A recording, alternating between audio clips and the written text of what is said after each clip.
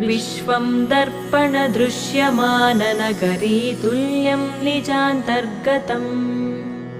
पश्यन्नात्मनि मायया बहिरिवोद्भूतं यथा निद्रया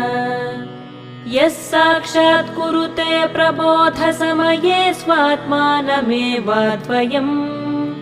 तस्मै श्रीगुरुमूर्तये नमः इदं श्रीदक्षिणामूर्तये तस्मै श्रीगुरुमूर्तये नमः इदं श्रीदक्षिणामूर्तये बीजस्यान्तरिवाङ्कुरो जगदिदं प्राङ्निर्विकल्पं पुनः